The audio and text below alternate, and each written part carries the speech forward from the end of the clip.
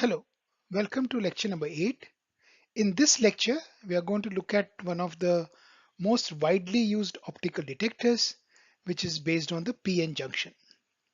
This is a semiconductor detector where P stands for uh, the P-type semiconductor doping, and N stands for the N-type doped semiconductor, and then putting them together forms a PN junction. So before we embark on the optical characteristics of such a detector, let us first understand the energetics involved with the PN junction itself and see how does this create the right environment for us to turn it into a optical detector. So what I'm showing here is the spatial profile of a semiconductor PN junction device. So what you have on the left hand side is p-type acceptor atoms are doped within the intrinsic semiconductor or the pure semiconductor, and then you have the n-type donors being doped on the right hand side, and this transition is where the junction between the two occurs, right? Now these p-type atoms are typically for example the group 3 elements of the periodic table, whereas the n-type would be the group 5 elements, and let's say that we have a group 4 element as a semiconductor itself. All right, so on the left hand side you would see that it is the holes which are the dominant carriers, right? Whereas on the right hand side it is the electrons which are the dominant characters, dominant carriers. So what happens here is energetically there is a band gap between the valence band and the conduction band. There is also the same band gap which is there um, on the n-type side. And you see, because of doping, because of the presence of the p-type atoms, what you form is sort of a acceptor level, which is quite close to the valence band or on the p side, right? So this dashed line is the acceptor level that would happen because of doping inside a intrinsic semiconductor. So this is indeed a defect state. Um, and you see that these atoms are acceptor atoms, so they are such that they would like to take a electron. So what happens is the way the charge carriers are uh, transported across, here on the p-type the electron makes a transition from the valence band to this for example the acceptor level, and then what happens is what is left behind is a hole, and it is this hole that basically hops when you apply an external field, right? So that is how the carrier transport happens on the p type, whereas on the n type side, right, what you have is again these the donor atoms form this impurity level, if you like, which is within the band gap of the semiconductor, and you see this impurity level is close to the conduction band, um, right? And it is these are donor atoms, so they actually tend to easily give away the electron, which make a transition to the conduction band where they are free to move, right?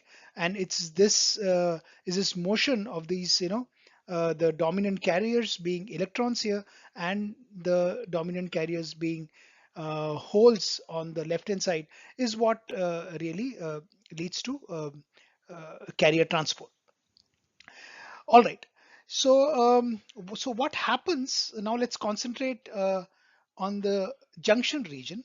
So what happens in the junction region is that on the right you have these donor atoms, which, as I said, can give away their electron very easily, and there are similarly on beyond the junction there are acceptor atoms which can take that electron. So you see what happens is what was originally the donor atom was charge neutral, because of giving away that electron now becomes positively charged, whereas the acceptor atoms become negatively charged. And you see what you form here is a space charge region, right? So on the right, you have these positive uh, sort of ionized impurity donor atoms. On the left hand side, you have ionized impurity acceptor atoms, and there is a finite electric field between them because they are now charged, pointing from the n side to the p side, right? From the positive to the negative. Right. So this is what happens when you have, without any external field or anything else, this transport of these mobile charges across the junction is what creates this space charge region, and this region is actually called the depletion region. The word depletion comes about from the fact that it has been depleted of any mobile charges, right? Because all the mobile charges have been exchanged to create this finite field here. Now you can clearly see that there is a bending of the potential energy experienced by the electrons or the holes. So this bending is expected because you see that the spatial derivative of the potential change is what is the electric field. So the fact that there is a finite electric field here actually leads to this bending of the potential. And so now if you now, for example, you want the electron, which is there in the conduction band on the n type, to actually travel across, it needs to overcome this barrier which is arising because of this finite electric field, and that barrier is basically Vd, right? So the energy required for the electron is basically small e, which is the charge times the potential barrier, which is Vd. Now, what exactly is this energy difference? It is basically, it's related to the energy gap, of course, right? The band gap of the intrinsic semiconductor. And because of this doping, you have the Fermi level or the donor level is phi p slightly above the valence band on the p-type side. And similarly, the donor level, or rather the impurity level of the donor atoms is phi n, energetically phi n below the uh, conduction band. Uh, so here you see that the impurity level is close to the conduction band. On the left hand side, the p side, the impurity level is close to the valence band. And it is the Fermi level that basically matches across when you put this junction together, and there is this finite space charge region. So now the barrier, the potential barrier that the electron has to overcome, to go across this depletion region is basically given as Eg, right? You can clearly see here from energetics, Eg minus phi n plus phi p, right? Because the phi n and phi p are basically the separations of the Fermi level from the corresponding valence and the conduction band, right? So this is what is the situation when you put the PN junction together, right? So what do you do now is the following. So again, I'm just repeating on the top figure is just a repeat of what we have. So you had this barrier which was E times Vd, but now what you can do is connect this semiconductor, connect the two sides of the semiconductor terminal to a battery in the reverse bias. What the reverse bias means is that I am connecting the N type to the positive or the higher potential of the battery, and the P type to the lower potential. So you see that the voltage applied is VA, which is externally applied to this semiconductor PN junction. So once you do that, what happens is that because of this, there are more mobile charges which can actually make this transition from, you see, for example, the electron can make these transitions from the uh, N side to the P side, right? And similarly, the holes can make a transition from the P side to the N side, thereby creating even more number of ionized impurities at this junction. So basically this depletion region, which had the finite electric field, actually widens, and the electric field gets stronger within this depletion region.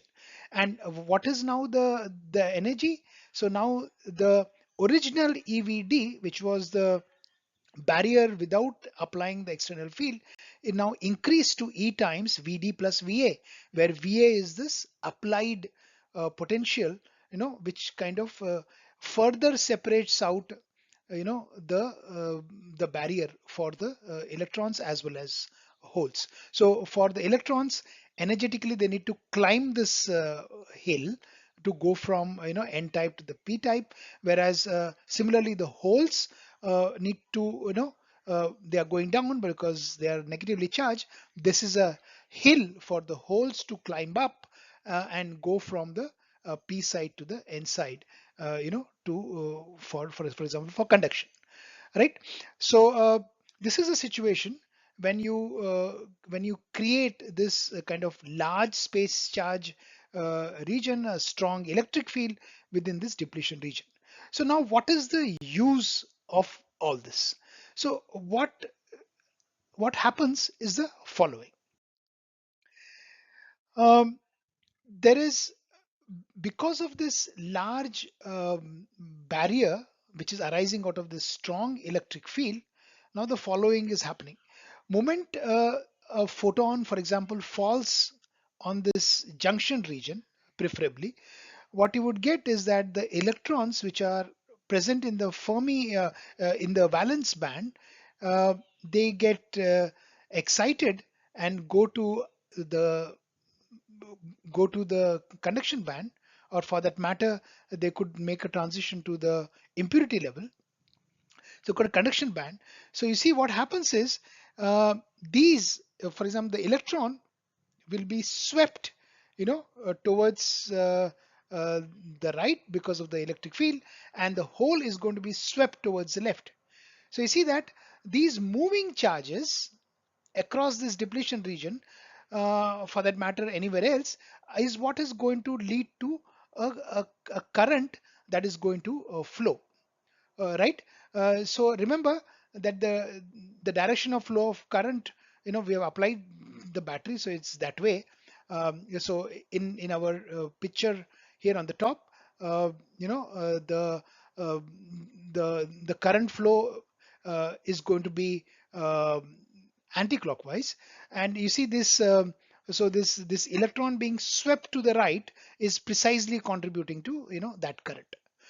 Here I have indicated, this abrupt change of the net charge that is created on application of this uh, mm, reverse bias, if you like. And by the way, we have idealized it here in the sense that there is a sharp change between the at the junction between the two charges, right? But this step-like change in the number density of acceptors, donors, and so on. This is the idealized situation. This typical change happens over micron or a sub-micron size width across the semiconductor region. Now, if you look at the electric field, as I said, the electric field is pointing opposite to the direction x, right? So I've drawn it to be negative. The electric field, sort of is largest at this region of the junction. So you see that you form this sort of spatially varying electric field, with the maximum being at the location of the precise junction. And now let us analytically obtain these results, and you'll find interestingly that this length, within which the space charge is formed, within which the electric field is present, is actually dependent on the applied uh, voltage, the applied reverse bias. So these ln and lp, which are the lengths about physical lengths about which the impurities get ionized, are actually dependent on the external field. And this region, as I said, of the depletion region increases with increase in the external applied reverse bias. Um, the other important note which I want to make is about basically, the mobility of charges. So you see that within this region where there is a finite electric field, what happens is that the charges actually drift because of this field which is directing their motion. So it's basically a very directed motion, which is dependent on the electric field itself, right? This is where the conduction of the charges, conduction of the current, is arising out of drift of the carriers. Beyond this region, right, beyond this region which is away from the junction, basically the charge motion is that of diffusion, and it is this diffusion that basically limits the speed at which the charges are drawn, are swept across this whole semiconductor device. So the quick sweeping of the charges happens because of the electric field, whereas beyond this depletion region, it is basically slow diffusion that takes over, thus limiting the speed at which this device can perform. Right. So now let us look at analytically, the various features of this. So what I'm doing is basically, solving the sort of the electrostatic problem. So I have got the Gauss's law, which is tells me that del dot E is equal to the charge density divided by epsilon, right? And you know that the electric field arises out of a gradient of the potential, right? And you see that that way, if I put this back into this, I would get basically minus del square V is rho by epsilon. So in we are trying to solve this problem in one dimension, just for simplicity, and this is the direction along which the junction is. So basically, this is my governing equation. What I have here is, um, uh, acceptor atoms, right, which have got a sort of a negative charge with them, excess charge that has come about, right? This is my source term, if you like, within the region from minus LP from the P side to the junction, which is located at x equal to 0. And you have a similar equation governing the the donor side, or the n side, where you have the del square V, which is d2V over dx square, and on the right hand side you have a rho, which is basically the number density of donor atoms which have got a charge plus E, right? Because they have donated that electron, and hence they are turned positive. So this is the situation, and I need to basically solve these two equations with the following boundary conditions. The boundary conditions are this: that the magnitude of the electric field at minus LP, which is the extreme end where the uh, acceptor atoms are ionized, and similarly the extreme end where the donor atoms are ionized on the n side. You see at these two extreme locations that the electric field is zero. That is, you want dV by dx to be zero. Not just that, at x equal to 0, where the transition happens between the two, we want that both the potential as well as the electric field, both of them to be continuous at that location of the junction. Not just that, we know another thing, that is the difference between the potential at ln minus the difference at lp, at these two locations, is sort of basically is the Vd, which was what happened when we had the semiconductor without any external potential, plus the reverse bias Va that has been applied. So that is the jump in the potential that uh, the charges are going to experience across these two extreme ends of this depletion region. Not just that, for reference, we are taking that at x equal to 0, I'm taking the reference as V at x equal to 0 is 0. And given these boundary conditions, you can actually, solve these second order differential equations very easily and basically get this following form. So you have a linear term and you have the square term. That is what you would get. And all these coefficients are chosen such that all these four boundary conditions are basically satisfied. Right? One is basic. So these boundary conditions such that they're telling you the values of V. Okay. Uh, for example, at 0, the value of V at the extreme end, the difference in the value of the V at the extreme end, and ensuring that they are both continuous. Similarly, the electric field is taken to be 0 at the extreme ends, and no, this allows us to solve these equations and get to this solution. So please look at the solution. Uh, the the the potential on the left hand side depends on the charge, the impurity number density, right? It depends on this the extent to which it has been ionized, right? Similarly on both sides, and so on, right? So this is the form of the potential that we have got. Now let us see what uh, happens at x equal to 0, for example. So if you look at x equal to 0 and you demand that dv over dx is 0, you will get this very nice relationship between uh, the length of the extent of the presence of the charged impurity is on both sides. So Na times Lp is Nd times Ln, right? Not just that, it also we know that we have satisfied this boundary condition as well, which tells you that the barrier now, which has increased to this value E times Vd plus Va, is actually uh, again depends both on the donor level as well as this Ln and Lp.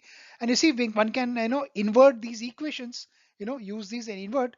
You will see that the Lp and Ln, that is the extent of the physical length on either side, it actually depends on the applied field, and of course the amount of, or the concentration of the impurities, right? It clearly depends on the applied field, and as you increase the applied field, both Lp and Ln actually increase.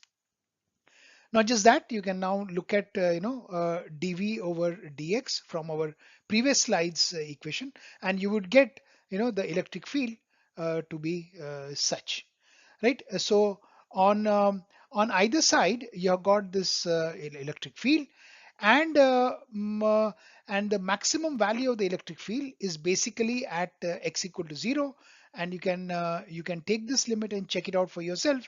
You see that the the maximum value of the electric field is 2 times Vd plus Va divided by the overall length where the impurities have been ionized, right? So with this, you can also go a step further, and basically now that you have formed a space charge region, and you can think of it as a, a small capacitor, and you see that one can talk about the capacitance at this junction. And remember that this is a differential capacitance, in the sense that I am looking at what is the change as in the capacitance as I vary my applied potential, right? So you can clearly see that I can write down my the differential capacitance CD as basically dq over dv, v being the Va being the applied potential external reverse bias that I have put in, times the area. So one can basically characterize this differential capacitance by area as arising out of this, and you see that clearly this is the quantity that depends on Ln and Lp, which is the sort of the distance between the two ends of the capacitor plate, if you like, which is there. And these themselves depend on the value of Va, okay, itself, and hence you're looking at a particular value of Va that sets this, and a variation about that value basically results in such a differential capacitance.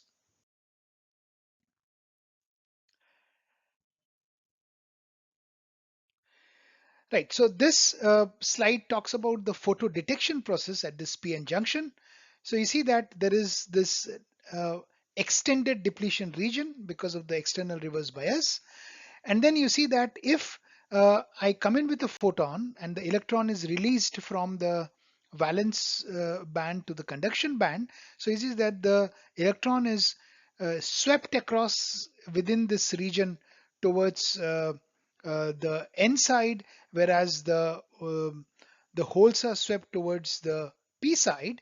And this motion of the charges is basically governed by drift, the sort of drifting of the charges, and that is because of this finite electric field which is present within this junction region, this extended junction region, right? Once these electrons actually come into the other side, right, beyond the junction region, right, then you see that here the motion of the electrons is basically diffusion. So the electron basically diffuses across. Similarly, the hole diffuses across, and as these, for example, as the hole, comes to the very edge, uh, you know, uh, it it goes away from the semiconductor material out, and you see, uh, thereby making this whole semiconductor piece now uh, charged with a negative charge, so, right? So as to uh, push basically an electron out uh, into the external circuit, right? You can imagine it both ways. For example, the electron reaches the edge. So as the electron, steps out, this whole thing becomes positively charged. So the semiconductor basically pulls in an electron from the leads which are connected to the semiconductor. That's how the current is registered in the external circuit. So one important thing to remember is that it is the motion of charges, that when sustained leads to the current in the external circuit. That is very important.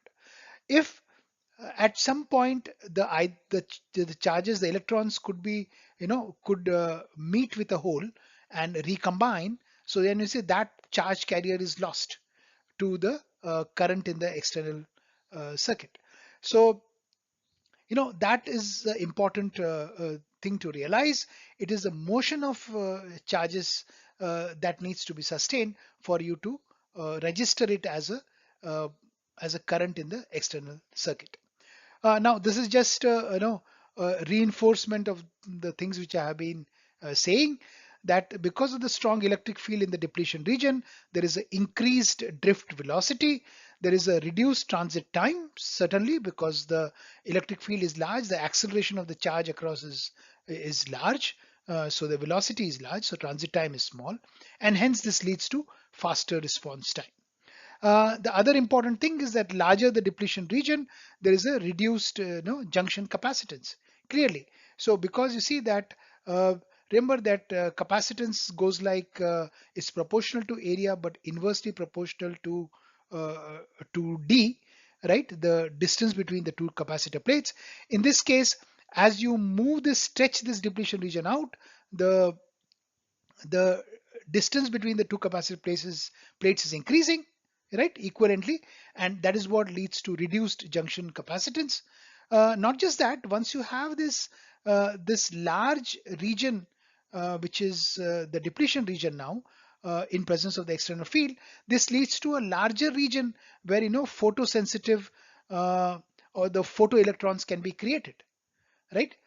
In comparison to an unbiased situation where this region is narrow, it is the presence of the external reverse bias that the region broadens, and much larger region you could create the photoelectrons, which will lead to a quick response because the photo carriers which are generated are going to be swept across because of this, because they are in the depletion region because of this external electric field leading to drift of the charge carriers. So now that we understand the basic mechanism of the PN junction, and also how the photo carriers are generated, one is now looking at various modes of operation. So for example, I can simply take this semiconductor material expose it to radiation like in a solar cell. This is what is called the photovoltaic mode, and you see that there is already a potential difference arising because of uh, the depletion region, right? And you see that if I'm talking about open circuit, because of this photon would come in, it would create an electron hole pair. The electron will be swept across towards the n side, the hole will be swept across towards the p side, thereby creating a large potential difference. This is what will be vp1 and vp2, if you like, which are basically telling you what is um the open circuit voltages, right, for a certain amount of photon flux. So this phi equal to 0 is when there is no photon flux. Phi 1 is low level of photon flux. Phi 2 is when the external optical uh, photon flux is large. So you see that as you increase the photon flux, you see that a larger and larger potential is generated across the two terminals. Or if you, for example, short it, so you will get basically IP1 and IP2, which will be the corresponding, the short circuit currents through this in this photovoltaic mode of operation, right? So this is our IV characteristics.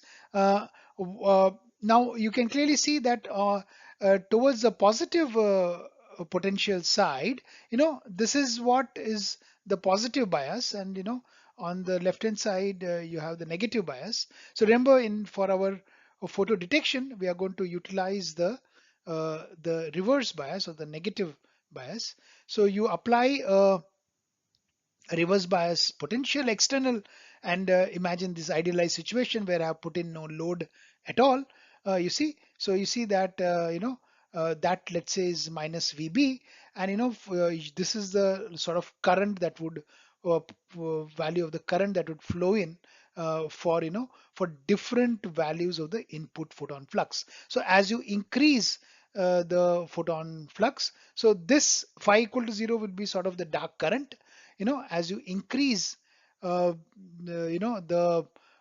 external optical input, the photons, they will create these charge carriers, photo carriers, and these charge carriers will be will contribute to these currents in the external circuit, right? So this, and as you increase the intensity of light, as the number of photons increase, this uh, current generated appropriately will also increase in a proportionate manner. Now, of course, this is not the usual mode of operation. Usually we do put in a load.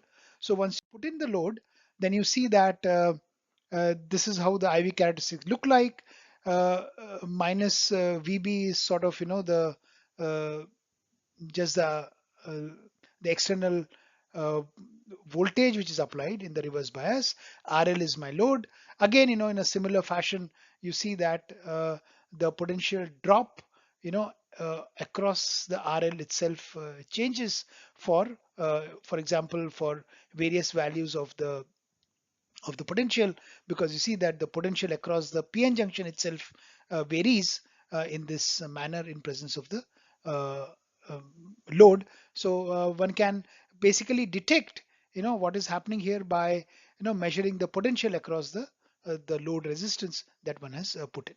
So this is essentially the preferred mode of operation in reverse bias for us to uh, turn this semiconductor PN junction into a photodiode, uh, and so on. So now there is another very important characteristics, which is that of the response time. And as I told you, the response time is largely governed between this interplay between this drift and diffusion of the charges. So this is just to give you what is the notion of this transit time spread in the current itself. The transit time spread, what I mean is that even though I might be in a region of constant electric field, which gives rise to a drift, still there is a finite time required for the charge to go across. And this finite time actually limits the time response of the photodiode.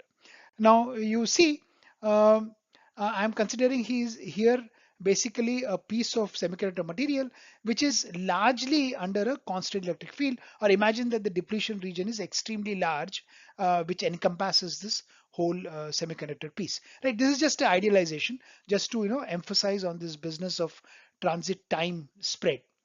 Um so I want to, most importantly, I want to convey a particular point that even though you create electron and hole pair for every photon that impinges, basically it effectively turns out to be current equal to one electron, right? The current is not twice as much just because you have electron as well as hole, right? So I want to just convey that, you know. So let's look at this physical situation. Um, this is my sort of depletion region.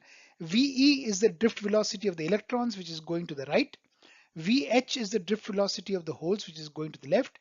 And clearly you see that the mobility of the electron is much larger in comparison to the mobility of hole. So you see that this will the electron will go across quickly. In the meantime, the hole is still going around in the in this junction region, right? So imagine it is the charges are created at the location x equal to 0 and x equal to d is basically the size of this junction region. In our case, it was ln plus lp. That is what would be the size from 0 to d which is present. So see that the electron needs to cover a distance d minus x, and it covers this distance in time d minus x by ve, right? Because ve being large, this it reaches the edge faster. For example, of course it depends on where exactly it is created, but you see that the hole needs to travel a distance x divided by vh, that's the time taken by it, and hence that is a longer duration of time. So now if you look at how does the um, so let's just understand it first analytically. Then I'll go back and give you a pictorial representation as well. So the average drift velocity is basically the acceleration, which is depends on the electric field applied, times uh, tau naught. you know Tau naught is basically the scattering time, the average scattering time. This is what leads to this average velocity which is there, drift velocity. And you see this the acceleration is basically depends on the external electric field. So E times E is that electric field, if you like, divided by m, that gives you the acceleration, and tau naught is my scattering time. So this particular pre-factor E tau naught by m is essentially what closely is related to the mobility of the electrons inside this in this medium, right? You know that the electric field is simply the voltage applied divided by d, right, which is the distance across which the voltage is being applied. So the charges q move across a distance dx in time dt, and that is what creates the work, right? So work is simply the force, which is q times v, the q times e, which is right, which is v by d times dx. And you see that the force is clearly opposite to the displacement, right? So if you carefully look at it, so the force on the electron, right, uh, is along the direction x, right? Uh, Whereas the electron is moving in the opposite direction, right? Similarly, because of the notion of uh, the notion of current that we have, so a positive charge is moving opposite, to this to to the direction. So positive charges are moving to the left, and the negative charges are moving to the right. That is what creates this force being opposite to the displacement. Uh, Mm, Right. So now if you look at the energy in the external circuit, that is simply given by the current times the voltage, and that will give me power times dt will give me that energy in that time. So I can look at a work energy theorem. This should be equal to the work done. This is minus q times v by d times dx. Now you see Q can take a value minus E for the electron and plus E for the hole. So remember that. Now this gives us a very important result which tells you the following, that your I of t is simply minus Q by d V of t. This is a very important theorem called the Ramos theorem, which is telling you the following, that if you want a current in the external circuit, it is going to come only from the mobile charges.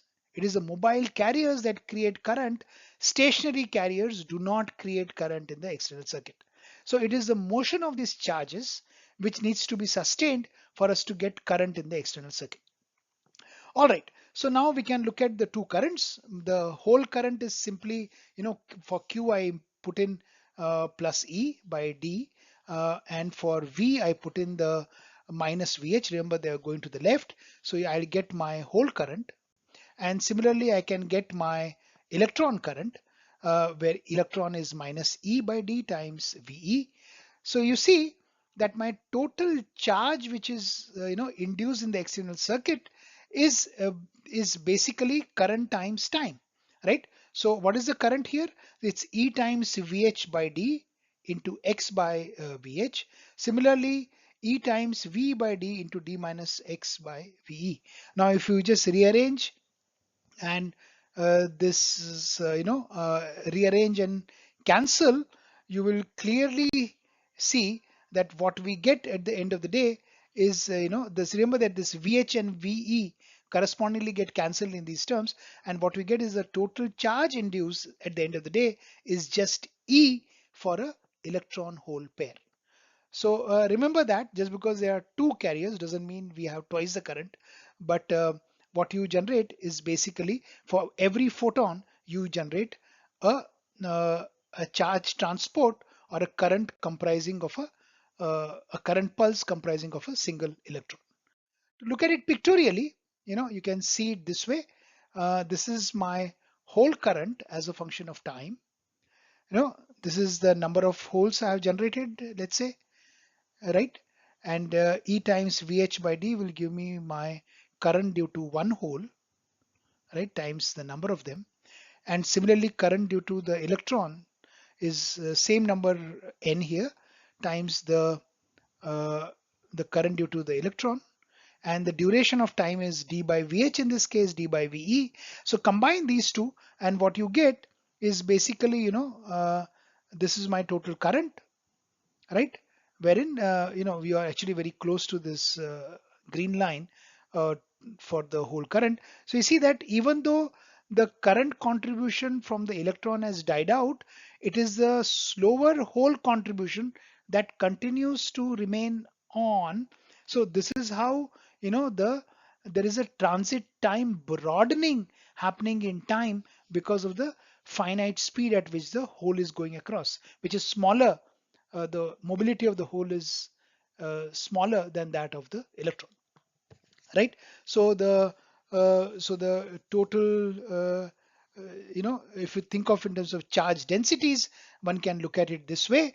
For example, the total charge is the charge density times area, cross section area times d, and the current is going to be simply, the you can just multiply this by v of t, right? Look at charge density, right? uh, this is my total charge, right? Charge density into the volume, divided by time, which is simply V of t by d, right? That is what will give me the current. So this is what my current is. If you think of current density, then you have to look at the current per unit area. So if I look at that, you will see that my area gets cancelled and I get rho times V of t. And we know that the current uh, density uh, is actually can be written as sigma times E. Similarly, the velocity can be written in terms of mobility times E. So you see that this charge density into mobility is basically what is called as the conductivity, right? So sigma is the conductivity, rho is the charge density, mu is the mobility, right? So this is how you get sigma. Now, if you want to relate, for example, the get the Ohm's law, if you like, the current is related to the potential. So you see that I'm simply taking the same expression on the top, right? My current is rho times A times V of t, and so I know that my rho itself can be, it can as well be written as sigma, uh, so my current density, which was charge per unit area, is sigma times E, right? And A will give me current itself. I'm multiplying by D and dividing by D. So you see that my E times, this should be equal to V by R. So I can clearly identify what my R is. Remember that my V itself, V itself is E times D, and this sigma times A times D, inverse of it is precisely what is resistance. So I can write this as I equals V by R, which is my Ohm's law. And here on the right hand side, I've just shown you explicitly what the conductivity is. Um Now remember that 1 over conductivity is resistivity, which is a intrinsic property of the material itself, whereas resistance is a geometric property, which depends on the geometry of the problem, which is the the size of it, d, and the cross sectional area, a. Right. So with this, I have sort of established, this business of transit time broadening because of the finite time it takes for the charges to drift across the depletion region. Now, if you look at the frequency response of the photodiodes, the mechanisms that limit the detection of high frequency modulation, for example, of the incident intensity, it is, this finite diffusion time as well. So finite diffusion time, which is when this goes beyond the depletion region, this is the dominant feature there, and diffusion is certainly much slower in comparison to drift. um, there is a finite capacitance which is there, right? And one can think of a equivalent resistance which is parallel to the differential capacitance, which I already talked about, which is arising in the space charge region, in the depletion region. And so one can, there is a RC time constant, and omega m would be like, the maximum frequency at which you can modulate the input intensity, because anything faster, you won't be able to respond because of the capacitive effects that will basically, uh, which will limit, how fast a modulation you can detect. So omega m is essentially that limit of modulation that you can get, that you can uh, detect in a uh, in a reasonably satisfactory manner. Now, you see, even though diffusion is the most important detrimental effect, the transit time itself, as we discussed earlier, itself causes finite time for it to drift and so on. So, is there a way to get better frequency response? And that is something we will explore in the next lecture. And particularly, for example, we will find that we can, for example, improve on the on the uh, on the ratio between how much it has to drift versus how much it has to diffuse, by looking at PN junctions of a different kind, which are basically PIN junctions that address some of these limitations which are there. But that I will discuss in the next lecture. All right.